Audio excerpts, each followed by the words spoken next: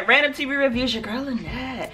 Quick caps, Real Housewives of Atlanta. Before we get started, if you all are on the East Coast like we are and you were slammed by the snow, hope you all are safe and staying warm.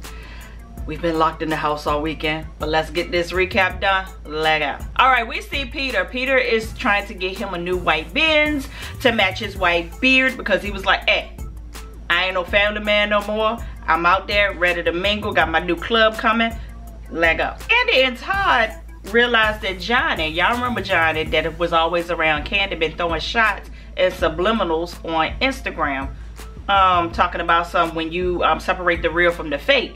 So Candy felt some kind of way. She caught the shade, and she should have. So when she ended up going to her bedroom Candy convention, she checked him. She was like, hey, I thought we was cool. I let you go because, okay, yeah, when I needed you to be up to par for the business side, you weren't because you had your side hustles going on. But that's cool. I let you go so you can do that. But I'm still paying you to do different events for me. Even as of yet, you getting paid right now. So what is all this shade? He's like, well, I thought that we should have sat down and had a conversation. She said, first of all, I didn't fire you. It was my direction to fire you, and I ain't got to have a conversation with you, but it was Don Juan that actually fired you. So why you throwing shade at me? Candy, you did ultimately fire the boy, and if y'all was friends, then yeah, y'all can have a friendly conversation about what he could have did better and all of that. I don't know.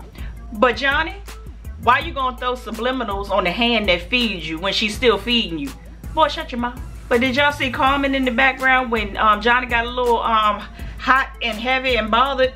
She was like, hey, knuck if you buck if you want to, because I'll catch a case from a friend. Lord, y'all, Portia brother done came through to the house, because y'all know Portia been moving for a long time. You know, that month, those 45 days, you know, they done came, and it's time for her to go. The brother came through. He was like, it don't look like you all the way packed. She said, oh yeah, mama and her boyfriend packed up everything except for this here kitchen. And then they find some whipped cream that mama and her boyfriend no left in the kitchen, y'all.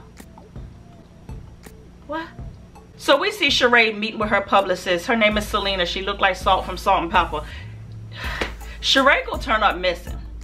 Because Sheree is doing a tell-all book, but she's using fictional characters to really tell real life skit and embellish some other skit.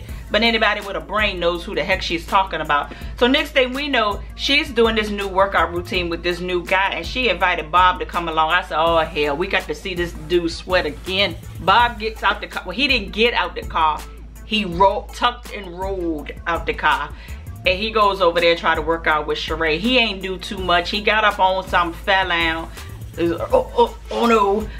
And whatever. At the same time that they're working out, Sheree conveniently gets a telephone call from her publicist, want to talk a little bit more about the book. But Sheree don't want to talk about it in front of Bob because she don't want Bob to know nothing about it. But he creeping all behind her talking about something. What you talking about? What? So she ended up telling him, say, hey, I got this tell-all book that I did. I'm gonna be telling some things about what's going on in the industry, little secret, little things that you did to me. He said, hey, I'm gonna need a copy of that before it hits the shelves, because what you ain't gonna do is reveal all the secrets of the game. Hello, Lord. Now Portia, Portia done moved in with her mama, because them 45 days done came and went, and instead of her getting her own place like she said she was, she gotta live with mama again till she get her own place. But now she done invited Todd over, and she's sneaking him in. But she first gets a phone call from him. She was like, yeah, come on in. He gets to the door. She's like, come on upstairs. Oh, hey, Todd. This is like being teenagers again. Come on up to my room. I got something for you. So they get up to the room, and Todd, he all extra loud. She was like, shh, my mama is in the next room. And it's not that she is strict. She's just crazy as hell. Like me. So, Portia brings out the yoni egg. It was like, Todd, you know, I've been doing this yoni egg exercise because I need to get everything tight. So when we've decided we want to have some kids, everything will go off as planned. He said, well, baby, you tight enough as it is. Well, I want to be tighter. Right now, I'm feeling like a virgin. Next thing we know, she brings out the sage, talk about something. I want to set the atmosphere. It's gonna be some love making and bed breaking around here. See the strawberries and that whipped cream that mama and her boyfriend left out on their counter over there at the kitchen? That don't came into play again. Portia, you ain't slick. You ain't slick.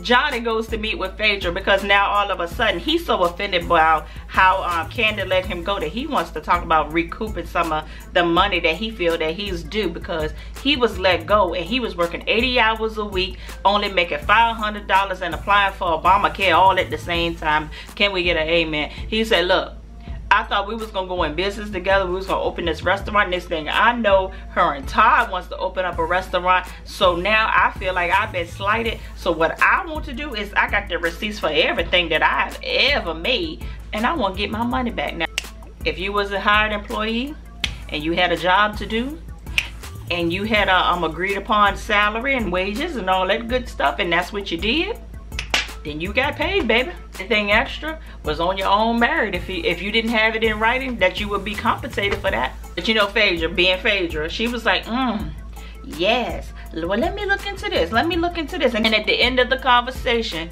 she lets Johnny know, look ahead. I couldn't take this case on if I wanted to. This is not in my area of expertise. But what you sit there and listen to him for? What you sit there and listen to the boy complain about it for? She's talking about somebody give you some names and numbers or some people that may be able to help you. But I can't represent you because that ain't what I do. Who do you represent? So Kenya and Cynthia ended up going to Charlotte because Kenya was actually hired to be a host at the opening of Peter's new nightclub. So I was like, okay, come on through. So they get over there to the hotel. Cynthia goes to her room to get herself together for that night. Kenya goes to her room. Kenya knocks on Cynthia's door and says, hey, can you come in for a minute? I had first told Peter that he could invite Matt because, you know, it's a guy thing. You know, they like each other, whatever. But then I thought about it and I said, I don't think it's wise for us to be around each other right now. So at the last minute, Peter canceled his flight. Now, this dude done took to social media and the shade room got videos of him talking about something. I'm in the terminal and Kenya done canceled my flight to Charlotte, but that's all right. And now she's getting text messages talking about something. I'm coming, and if I see you flirting with now El, I'm gonna get you. And if you call the cops, I'm gonna get you. We need to talk. I said, Kenya, I don't know what you put on this dude, but crazy eyes got to go. Long story short, Cynthia was like, hey, do you think you should even go to the event and he might pop up? She was like, you know what, I don't think I am gonna go to the event. So she decides that, hey, I'll just stay behind and wait it out. Cynthia goes to the opening of the club, and when she walks through the door, that goddamn Peter had to end up taking a drink. He looked at Todd, he said, I ain't seen her in 7 months. She come in here with that cream dress on looking like an ice cream cone. God dang, she know what she doing to a player. I said, all right, Peter, get it together, babe, get it together. Long story short, she goes over there and she talks to Peter, and she was like, hey, Peter, I need to holler at you for a minute. I know you didn't invite me, but I know it's all right for me to be here. Kenya invited me, but on that note, we need to go and talk because she may not show up because Matt is on some bullshit. She's scared to come, but if she doesn't come, I'll host in her place, but I'm gonna need that booking fee though. He was like, booking fee where? You better take that drink and sit the hell down. Eventually, Kenya did show up. Now this is when it got real. As soon as Kenya pulls up in her Uber, Matt pulls up with his Pathfinder. He done drove from Atlanta to Charlotte to come through to act a goddamn fool. Kenya spotted him and told the driver, uh-oh, he crazy, he unstable, don't let him up in here, don't let him up in here. Next thing we know, the driver said, oh, he hit me. Peter comes outside and gets Kenya, was like, what the hell going on out here? She was like, he hit the driver. He called Matt and was like, yo, player, what's up? He said, hey, he tried to roll my neck up in the window, so I punched him in the face. Peter said, hey, all this got to stop right here. You and Kenya, y'all just need to separate. Don't deal with each other no more. Now, he said, no, she manipulates me. She calls me. She does what she wants to do with me. And then when I come begging, she throws me away. Throw me away. Like DMX said, I don't want to hear all of that. Y'all just need to separate. He said, well, you tell her the same goddamn thing. I said, that whole relationship is strange. For it to be, I don't know if it's real, if it's fake, whatever it is. If it's fake, Matt is stupid as heck to portray himself in such a violent way. I don't know. I'm not gonna say I don't care, but he ain't kidding to me, and she ain't kidding to me. And at the end of the day, I don't have enough time to figure out who telling the truth and who ain't telling the truth. We're gonna close Club Leviticus because Lucius and them got to get back in there so they can tape Empire. I'm sorry. That was a little bit of shade on it. Cause Peter rented out Leviticus so that he could have his grand opening of Club 1. Peter is outside with Cynthia. He was like, girl, Lord, you look good tonight. And they're looking like an ice cream cone. Hey, I live 3 minutes up the street. Why don't you let me put some chocolate on that ice cream cone for you, baby?